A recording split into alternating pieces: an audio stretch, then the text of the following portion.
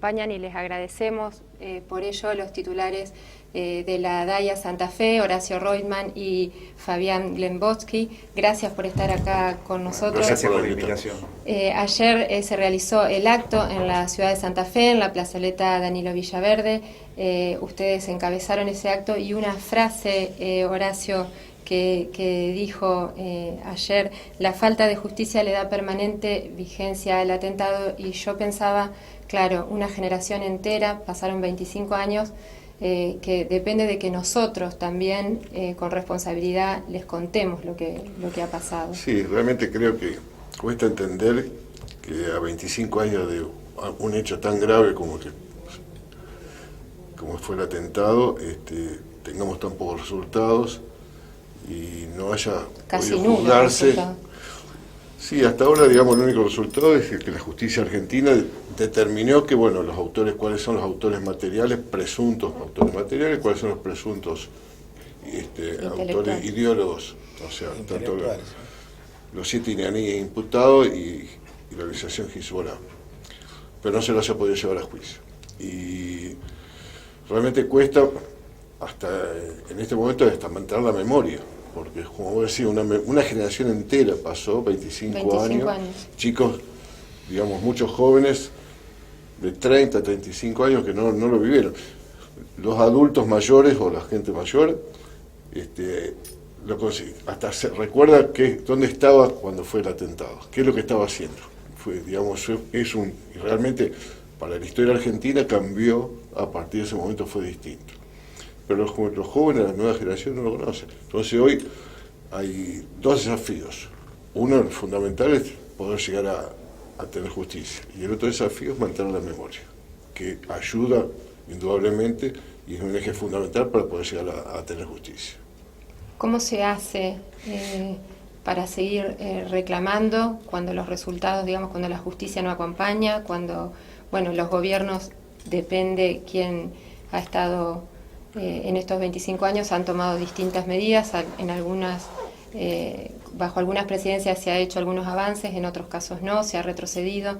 Sí, es difícil, realmente cuesta, y nos cuesta a todos, y particularmente a mí, en mi caso particular, que me ha tocado ser la voz de la comunidad, todos los años, y bueno, otra vez estamos de nuevo acá y todos los años decíamos, bueno, esperamos que el año que viene podamos decir, hubo justicia, y llegamos y volvemos al año siguiente y decimos, no, todavía no está, resultado. Volvemos a hacer. De todas maneras, hay algo alentador, digamos, en este aniversario, que la reacción de la sociedad fue distinta, por lo menos así lo percibimos. O sea, se escucharon de otra manera el repicar de las campanas, de las iglesias, el sonido de las autobombas, de los bomberos. Hubo más acompañamiento. Hubo mucho acompañamiento. Y hay más argentinos con vergüenza por lo que ha ocurrido, porque la verdad que una impunidad de 25 años, porque este crimen de lesa humanidad en realidad está resuelto. En Estados Unidos saben quiénes fueron, en Israel saben quiénes fueron, con nombre y apellido, a dónde están, quiénes murieron, quiénes han sobrevivido. Acá también sabemos quiénes fueron. Bueno, sí, pero acá también bueno, y seguimos, vos que lo conocés mejor, por favor explícalo, el tema del conocimiento acá nacional. Acá hubo un juicio fraguado, con un juez que salió para cualquier lado. O sea, lo que hubo una pérdida organizada de tiempo para no llegar a ninguna solución. Y hubo tres investigaciones paralelas, claro. 3 juicios que han salido, digamos, a partir del juicio principal del atentado de la AMIA, que no es el juicio que estás mencionando, el tema de Galeano y Menem como encubridor, digamos, un juicio de encubrimiento, el tema del dinero que se le dio a Tejeldín también, los $400.000 que le pagan para que inculpe, digamos, a los policías de la policía bonaerense. Entonces, en 25 años, digamos, uno lo que puede llegar a pensar es que hubo una actitud manifiesta de no querer resolver de no querer llegar a la verdad. Y el resultado habla solo. Por supuesto, y además estamos hablando de gobiernos de distintos signos políticos, entonces no podemos, digamos, decir o poner el dedo acusador sobre un determinado movimiento, partido político. Estos fueron los distintos gobiernos con distintos signos políticos y durante los 25 años. Y en estas investigaciones que mencionaba recién no podemos dejar de mencionar la que lleva a la muerte del fiscal Nisman. Por supuesto, por eso decía, digamos, que se han disparado, digamos, acá 3 juicios paralelos, porque uno es el juicio de encubrimiento, el otro juicio es el juicio de AMIA, el juicio más importante, que es el juicio de AMIA en sí, y el principal. Después, obviamente, el juicio que surgió a partir del memorándum de entendimiento, que después se desestimó y fue declarado inconstitucional. Y por último, la muerte del fiscal Nisman a causa de su Yo creo que el tema del memorándum de entendimiento sensibilizó mucho a la opinión pública argentina. Porque además fue una vuelta de tuerca tremenda que dio el mismo gobierno, que después de denunciar en Naciones Unidas a Irán, termina planteando un acuerdo con Irán, que por otra parte, por su constitución, tiene prohibido entregar a cualquier persona iraní que pueda estar acusada por algún crimen. Gustavo, yo, lo manifesté en el discurso que vos tenías, creo que es imprescindible para llegar a un determinar quiénes fueron y que se haga justicia, que se quite de este tema de todo matiz político. O sea, que sea una cuestión de Estado y que, digamos, y que sea en función y política de Estado, y que sea igual gobierne quien gobierne.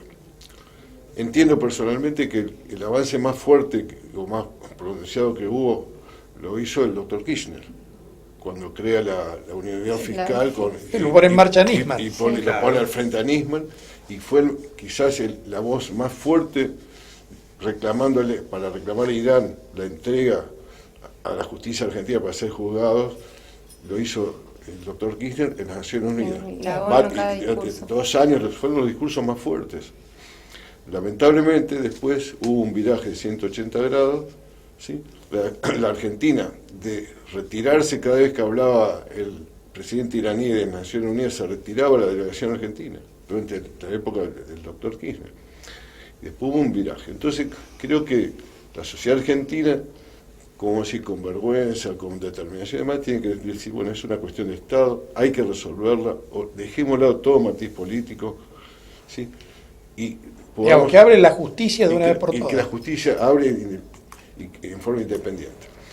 Pero para eso también, tanto en todos los casos, de todos los juicios que andan dando vuelta, ¿sí?, al margen de la investigación del asesinato, ¿sí?, del doctor Nisman, y que el asesinato y la muerte del doctor Nisman, que inevitablemente, indudablemente fue consecuencia de la investigación que estaba haciendo, digamos, eso es, digamos, esto. Y la justicia, aparte de la justicia argentina, no solamente el juez, la Cámara Federal dijo, fue un asesinato y fue como consecuencia de la investigación que estaba haciendo. Bueno, en su momento, la misma Cristina Kirchner, después que todos sus acólitos salieron a plantear que había sido un suicidio, ella aparece haciendo una declaración, esto fue un homicidio. No, sí, efectivamente, así es. Sí, después se dijo también. Sí, no, bueno, pero dieron toda una vuelta, digamos. Sí, no, pero lo dijo. Lo dijo. De cualquier manera, hay una pericia de gendarmería que avala digamos, toda la teoría del homicidio, digamos, y que hubo, y cómo fue la mecánica, y que hubo 2 personas presentes en el lugar y todo lo demás. Con lo cual, digamos, la muerte, no digamos el asesinato del fiscal Nisman está prácticamente también probado que fue asesinato. Y una línea atraviesa todos los juicios.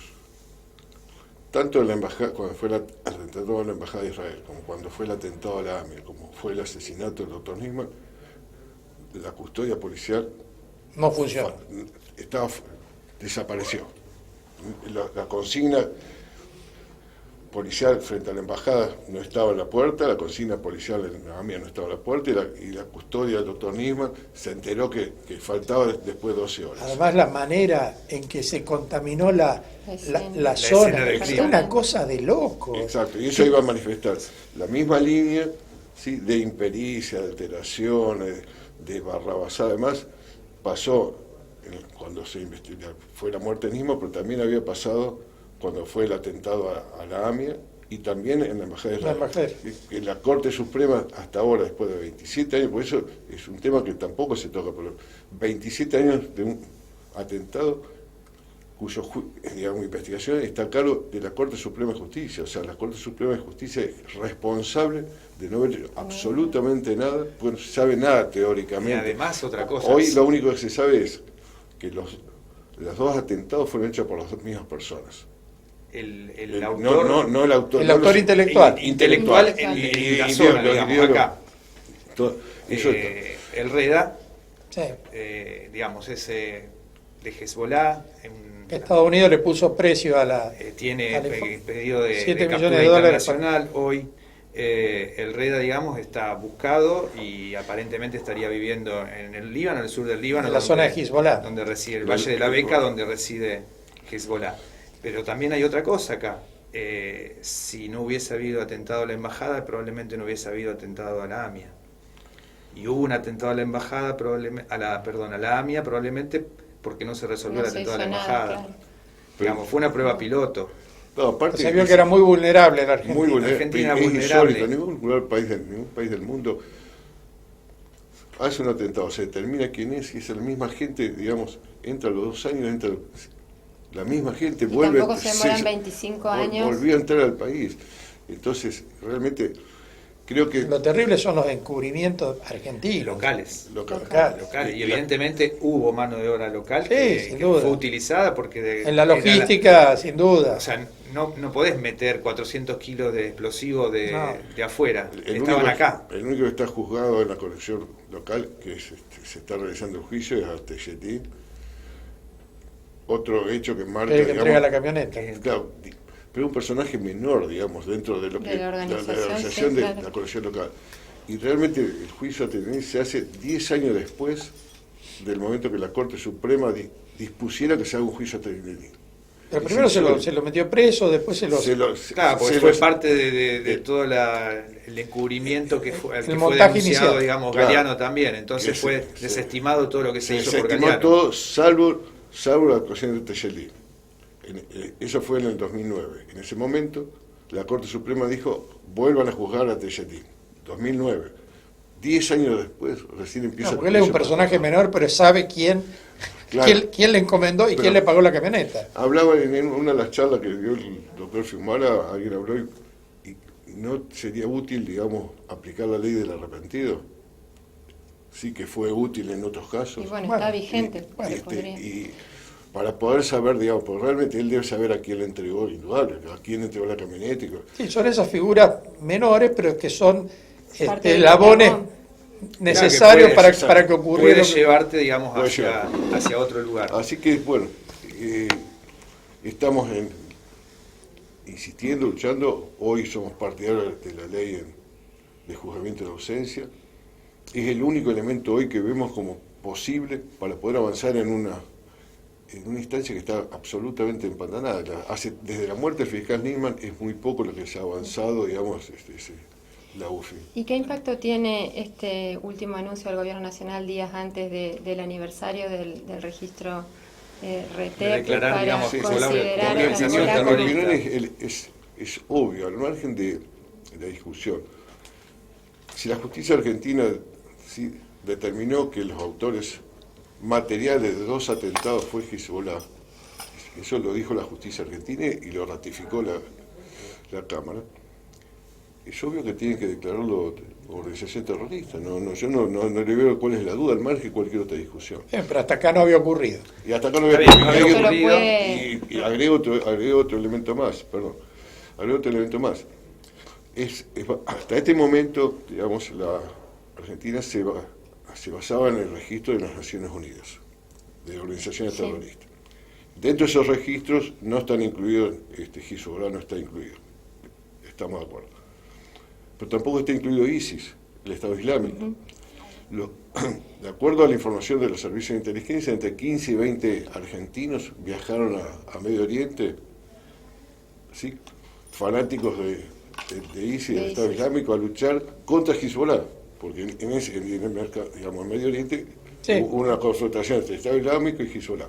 15 o 20, esos 15 o 20 fanáticos musulmanes, extremistas, si los hay, ¿sí?, pueden estar dentro del país, pueden haber regresado al país como ciudadanos comunes, porque no están considerados como organización terrorista el ISIS. O sea que hay alguna falencia. Pero volviendo al otro... Lo que pasa es que el ISIS se constituyó como un Estado. Entonces, Estado dentro de un Estado. Entonces, claro, yo creo que hay problemas de encuadre jurídico y los problemas de cuadro jurídico que no se... Pero acá lo más importante es declarar Hezbollah como organización terrorista. Lo más importante pasa sobre todo por el financiamiento, porque es una forma también de quitarle el financiamiento, de congelar al terrorismo, fondos. La primera, digamos, medida que se toma es congelamiento de fondos, sí. Con lo cual, digamos, el financiamiento, al no tener financiamiento, estás de alguna forma evitando la posibilidad privándolo de elementos que son necesarios para organizar cualquier logística para cualquier desarrollo de posible atentado. Cuando no hay financiamiento, no hay terrorismo en el país. No soy tan experto en el tema como para manifestar. Pero de todo, o impedir que prevenir que entre, digamos, al país, digamos, gente que está, digamos, fichada como miembro de Hezbollah. No nos olvidemos que estamos dentro de lo que es la triple frontera, o sea, bajo la influencia de la triple frontera, siempre. Brasil, Paraguay, Argentina. Ahí está, que ahí está el foco, digamos, está el foco y el foco del financiamiento también de Hezbollah, parte de Ciudad del Este y de triple frontera. Hace poco que detuvieron a Barakat, creo que es el clan Barakat. Es todo un clan que se dedicaba al lavado de dinero y al financiamiento. Nos parece razonable, nos parece una buena medida, nos parece que era obvio, que había necesario. Vos le hiciste al margen de que lo haya hecho el gobierno, es una medida importante. Este gobierno fue una medida importante la que tomó el doctor Kirchner en su momento. Digamos, creo que es necesario sacar el matiz político y determinarlo como política de Estado. Y buscar la verdad. Que toda la sociedad argentina...